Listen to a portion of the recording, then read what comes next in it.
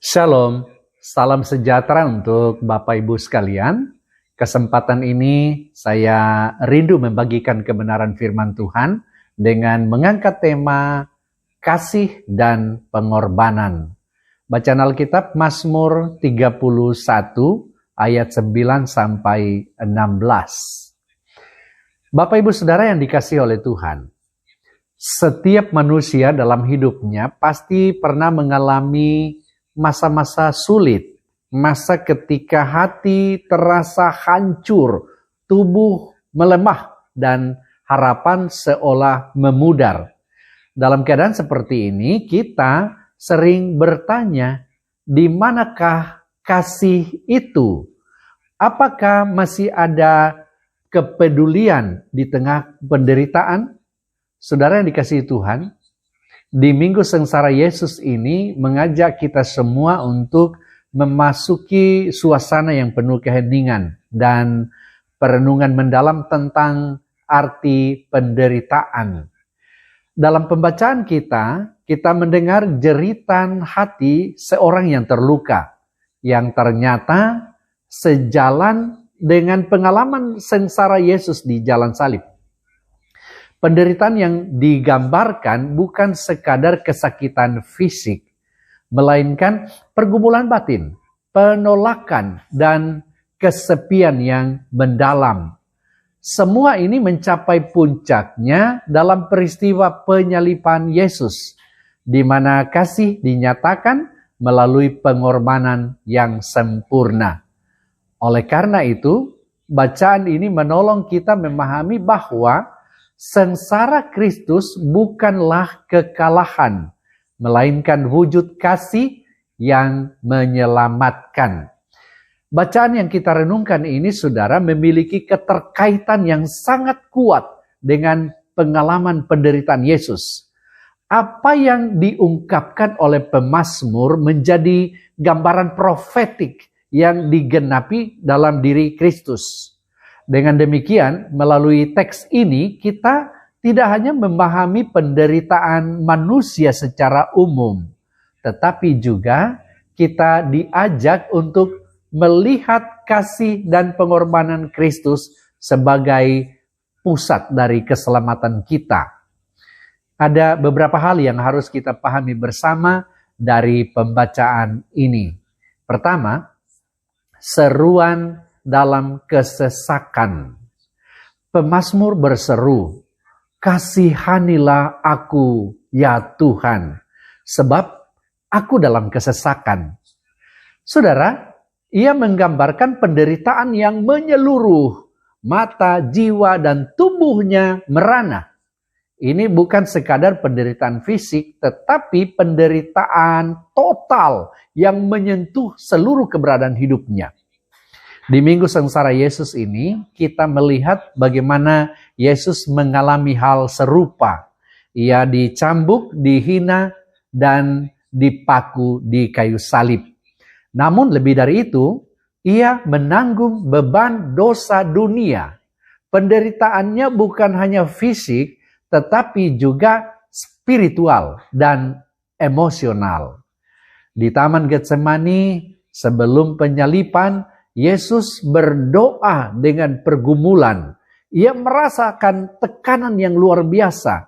Ini menunjukkan bahwa penderitaan bukanlah tanda kelemahan, melainkan bagian dari ketaatan dalam kasih. Seorang tenaga medis yang bekerja di ruang gawat darurat seringkali harus menghadapi tekanan besar. Ia menyaksikan penderitaan pasien.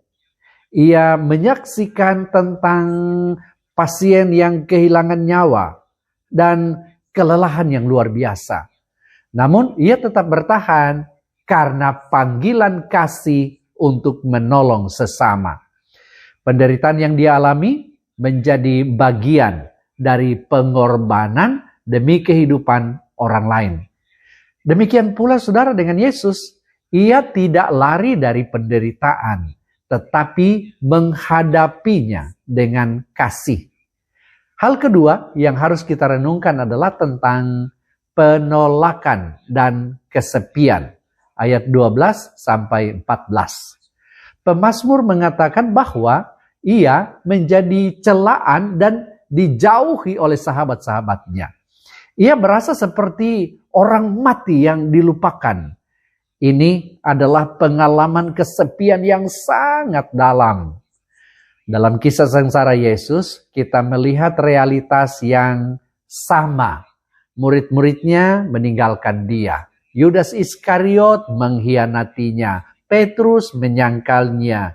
Orang banyak yang dahulu memuji, kini berbalik menuntut penyalipan.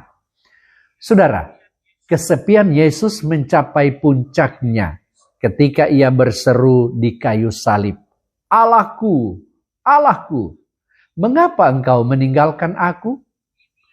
Ini adalah momen di mana ia menanggung keterpisahan demi keselamatan umat manusia. Saudara, ada banyak orang yang mengalami penolakan dalam hidupnya. Misalnya seorang anak yang tidak diterima dalam keluarganya, atau seorang pekerja yang disingkirkan, atau seseorang yang dikhianati oleh sahabatnya. Rasa sakit karena ditolak seringkali lebih dalam daripada penderitaan fisik. Namun melalui penderitaan Yesus kita belajar bahwa kesepian, penolakan, penderitaan itu bukan akhir. Justru dalam kesepian, kasih Tuhan dinyatakan dengan cara yang paling dalam. Bapak Ibu Saudara yang dikasih oleh Tuhan, yang ketiga yang harus kita renungkan adalah soal kepercayaan di tengah penderitaan. Ayat 15. Pemazmur berkata, tetapi kepadamu aku percaya ya Tuhan. Ini adalah titik balik yang sangat penting. Di tengah penderitaan dan penolakan, ia memilih untuk percaya. Hal ini saudara mencapai puncaknya dalam diri Yesus. Dalam penderitaannya, ia tetap berserah kepada Bapa. Bahkan salah satu perkataannya di kayu salib adalah, ya Bapa, ke dalam tanganmu kuserahkan nyawaku. Ini sangat sejalan dengan pengakuan pemazmur bahwa hidupnya ada dalam tangan Tuhan. Penyerahan diri adalah bentuk kasih yang tertinggi. Yesus tidak hanya mengajarkan kasih, tetapi menghidupinya melalui pengorbanan total. Seperti seorang prajurit yang rela mempertaruhkan nyawanya demi melindungi orang lain, ia tahu risikonya, tetapi tetap maju karena tanggung jawab dan kasih kepada bangsanya. Pengorbanan itu tidak sia-sia karena menyelamatkan banyak orang. Saudara, Yesus melakukan hal yang jauh lebih besar. Ia mengorbankan dirinya untuk keselamatan seluruh umat manusia. Bapak Ibu Saudara yang dikasihi Tuhan, yang keempat adalah kasih yang menyelamatkan. Di ayat 16 pemazmur memohon, selamatkanlah aku oleh karena kasih setiamu. Ia menaruh harapannya bukan pada kekuatan manusia, tetapi pada kasih Tuhan. Itu sebabnya di minggu sengsara ini saudara, kita melihat bahwa penderitaan tidak berakhir dengan kematian. Salib bukanlah akhir, melainkan jalan menuju pada kebangkitan. Kasih Yesus yang dinyatakan melalui pengorbanannya membawa keselamatan bagi dunia. Kasih ini adalah kasih yang aktif, kasih yang rela menderita, kasih yang memberi diri, dan kasih yang menyelamatkan. Saudara, ada banyak orang yang mengalami perubahan hidup setelah mengalami kasih yang tulus. Seorang yang dulunya hidup dalam keputusasaan bisa bangkit ketika merasakan bahwa ia dikasihi dan tidak ditinggalkan.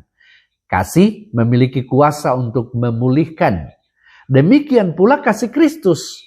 Ia tidak hanya mengampuni, tetapi juga memulihkan dan memberi hidup yang baru.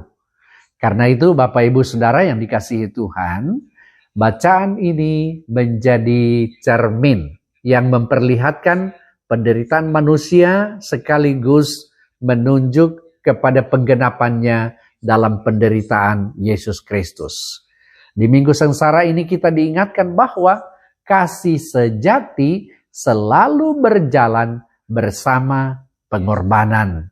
Yesus telah menunjukkan kasih yang paling sempurna, kasih yang rela menderita, ditolak, dan bahkan mati demi kita. Oleh karena itu, kita dipanggil untuk meneladani kasih tersebut dalam kehidupan sehari-hari. Marilah kita belajar untuk percaya di tengah kesesakan, tetap mengasihi di tengah penolakan, dan tetap setia dalam pengorbanan. Sebab di dalam setiap penderitaan yang kita alami dalam iman, kita tidak pernah sendirian. Kristus telah terlebih dahulu berjalan di jalan itu. Kiranya melalui perenungan ini, kita semakin memahami bahwa di balik sengsara ada kasih. Di balik pengorbanan ada keselamatan. Tuhan memberkati saudara sekalian. Amin.